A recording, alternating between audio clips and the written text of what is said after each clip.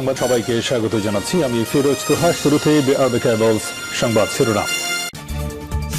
বাংলাদেশের সর্বশেষ গুরুত্বপূর্ণ আপডেট সংবাদে আপনাকে স্বাগত। শুরুতেই সংবাদ শিরোনাম, পরে বিস্তারিত।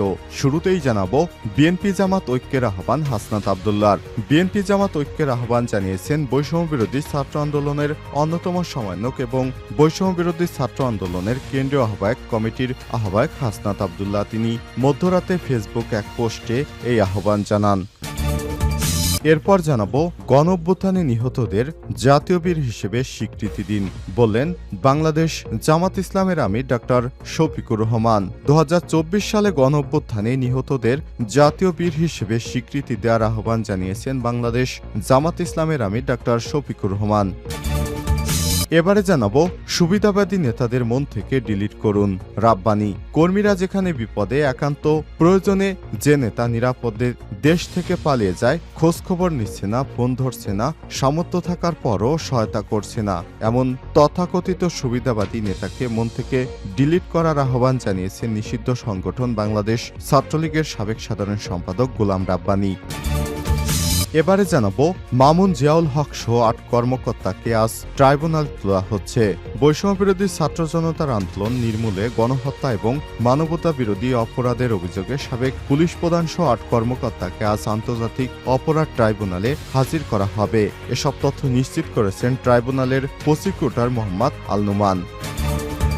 এবারে জানাবো ডিসেম্বরের শুরুতে লন্ডনে যাচ্ছেন খালেদা জিয়া। চিকিৎসকদের পরামর্শে সাবেক প্রধানমন্ত্রী বিএনপির চেয়ারপারসন অসুস্থ থাকায় বেগম খালেদা জিয়াকে উন্নত চিকিৎসার জন্য বিদেশে নেওয়া হচ্ছে। সংক্রান্ত সব প্রস্তুতি সম্পন্ন করা হয়েছে। এয়ার অ্যাম্বুলেন্সও ঠিক করা হয়েছে। সবকিছু ঠিক থাকলে আসছে ডিসেম্বরের শুরুতে যুক্তরাজ্যের উদ্দেশ্যে রওনা হবেন খালেদা জিয়া এবং তার সফর সঙ্গীরা।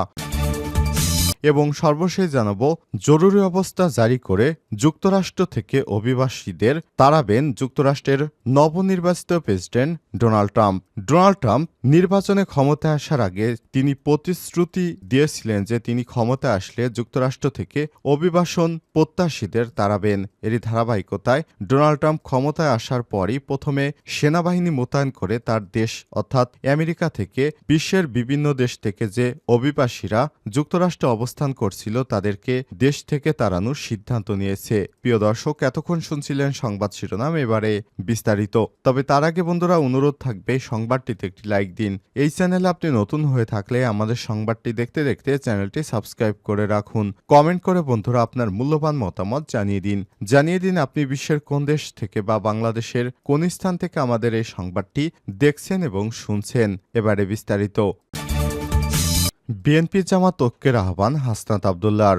বিএনপি এবং জামাতকে ঐক্যের আহ্বান জানিয়েছেন বৈষম্য বিরোধী ছাত্র আন্দোলনের অন্যতম সমন্বয়ক বৈষম্য বিরোধী ছাত্র আন্দোলনের কেন্দ্রীয় আহ্বায়ক কমিটির আহ্বায়ক হাসনাত আব্দুল্লাহ। তিনি মঙ্গলবার মধ্যরাতে ফেসবুক পোস্টে এই আহ্বান জানান। তিনি তার পোস্টের শুরুতেই বলেন, বিগত 1.5 দশকে আমি স্বৈরাচারের জাতাকলে নির্মমভাবে পিষ্ট হয়েছে বিএনপি এবং বাংলাদেশ জামাত ইসলাম। আওয়ামী লীগের অন্যায় অবিচার ও প্রহসনমূলক অপশাসনের দারুণ তারা তাদের বহু সংখ্যক একনিষ্ঠ নেতাকর্মীকে চিরতরে হারিয়েছে। গণতন্ত্র, ভোটাধিকার ও মানবাধিকার হরণসহ সব ধরনের অন্যায়ের বিরুদ্ধে অবস্থান নেয়ার কারণে বিগত দিনগুলোতে দল হিসেবে বিএনপি ও জামাতের উপর আওয়ামী লীগ চালিয়েছে নির্মমভাবে অত্যাচারের খড়গ। তিনি আরো বলেছেন, আওয়ামী লীগকে নিষিদ্ধকরণ ও বিগত বছরে আওয়ামী লীগের অপশাসনের পেছনে যারা পৃষ্ঠপোষকতা করেছে তাদের বিচারের দাবি এখন বাংলাদেশের তামাম জনগণের মুখের বিরুদ্ধে অন্তরে অন্তরে। হাসনাত আব্দুল্লাহ জানান, একটি ব্যাপার আমাদের মনে রাখা দরকার, এত রক্ত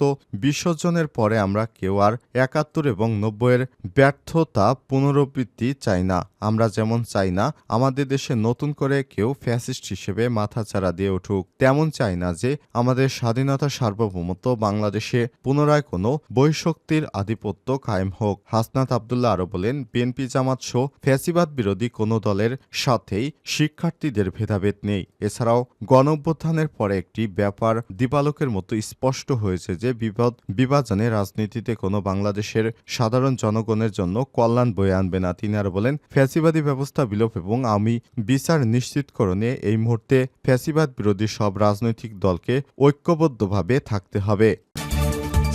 গণঅভ্যুত্থানে নিহতদের জাতীয় বীর হিসেবে স্বীকৃতি দিন ডক্টর শফিকুর রহমান। 2024 সালের গণঅভ্যুত্থানে নিহতদের জাতীয় বীর হিসেবে স্বীকৃতি দেওয়ার আহ্বান জানিয়েছেন বাংলাদেশ জামাত ইসলামের আমির ডক্টর শফিকুর রহমান। তিনি বলেছেন, এই অভ্যুত্থানে দেশের সকল শ্রেণী পেশার মানুষ অংশগ্রহণ করেছিল, এমনকি দেশের বাইরে অবস্থানরত প্রত্যেকেই যার যার সাধ্য অনুযায়ী আমাদের সাথে যুদ্ধ করেছেন।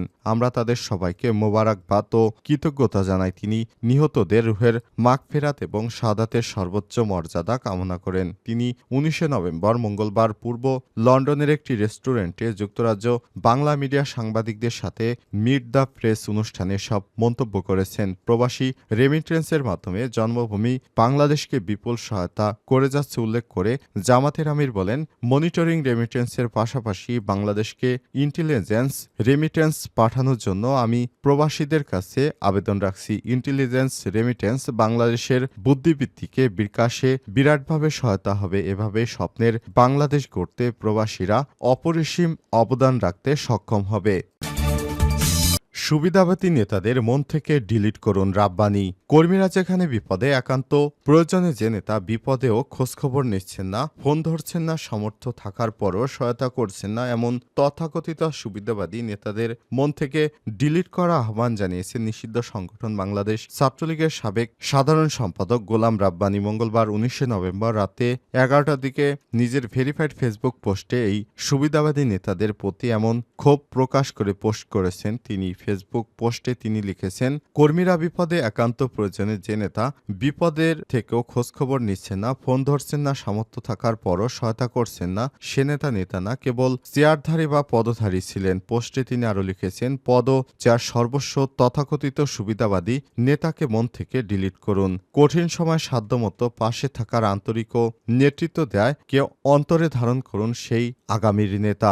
এর আগে সোমবার 11 নভেম্বর বাংলাদেশ আওয়ামী লীগের সমালোচনা করে সামাজিক যোগাযোগ মাধ্যমে ফেসবুকে স্ট্যাটাস দিয়েছিলেন নিষিদ্ধ সংগঠন বাংলাদেশ ছাত্রলীগের সাবেক সাধারণ সম্পাদক গোলাম রাব্বানি। স্ট্যাটাসে রাব্বানি লিখেছেন, আওয়ামী লীগ এটা নিশ্চিতভাবে উপলব্ধি করতে হবে, উল্লেখযোগ্য উন্নয়ন ও ভালো কাজের পাশাপাশি দীর্ঘদিন ধরে ক্ষমতার বলয় থেকে তাদের শরীরে নানা রকম অনিয়ম, দুর্নীতি ও স্বজনপ্রীতি, গণতান্ত্রিক মূল্যবোধ হ্রাস, জনতা কর্মী বিচ্ছিন্ন, বিস্ফোর ও ক্ষত দৃশ্যমান আওয়ামী লীগকে এককালে মন থেকে ভালোবেসে সমর্থন করা মানুষও তাই সংক্রমণের সংখ্যায় কাছে ঘেঁষতে খানিক নিরুৎসাহিত এবং দ্বিধান্বিত।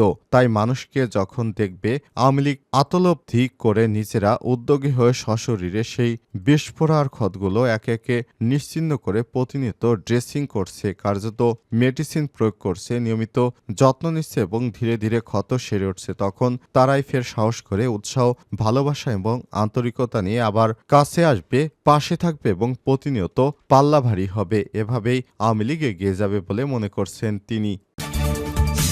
মামুন জিয়াউল সহ 8 কর্মকর্তাকে ট্রাইব্যুনালে তোলা হচ্ছে আজ। বৈষম্যবিরোধী ছাত্র আন্দোলন নির্মূলে গণহত্যা, মানবতা বিরোধী অপরাধের অভিযোগে সাবেক পুলিশ প্রধান সহ 8 কর্মকর্তাকে আজ আন্তর্জাতিক অপরাধ ট্রাইব্যুনালে হাজির করা হবে। মঙ্গলবার 19 নভেম্বর এসব তথ্য জানান ট্রাইব্যুনালের প্রসিকিউটর আব্দুল্লাহ আল নোমান। আসামিরা হলেন সাবেক পুলিশ প্রধান Chowdhury Abdullah Al Mamun, national telecommunication monitoring এনটিএমসির সাবেক মহাপরিচালক মেজর জেনারেল অবসরপ্রাপ্ত জিয়াউল হাসান, ঢাকা জেলার সাবেক পুলিশ সুপার মোহাম্মদ আব্দুল্লাহ আল কাফি, মিরপুর ডিএমপির সাবেক ডিসি মোহাম্মদ জসিমউদ্দিন মোল্লা, ঢাকার সাবেক অতিরিক্ত পুলিশ সুপার মোহাম্মদ শহীদুল ইসলাম, যাত্রাবাড়ী থানার সাবেক ওসি আবুল হাসান, গুলশান থানার সাবেক ওসি মাজহারুল হক এবং ঢাকা উত্তর ডিবির প্রশাসক পরিদর্শক মোহাম্মদ আরাফাত হোসেন। গত 27 অক্টোবর আন্তর্জাতিক অপরাধ ট্রাইব্যুনালের চেয়ারম্যান বিচারপতি মোহাম্মদ গোলাম মুর্তজা মজুমদারের নেতৃত্বে 3 সদস্যের ট্রাইব্যুনাল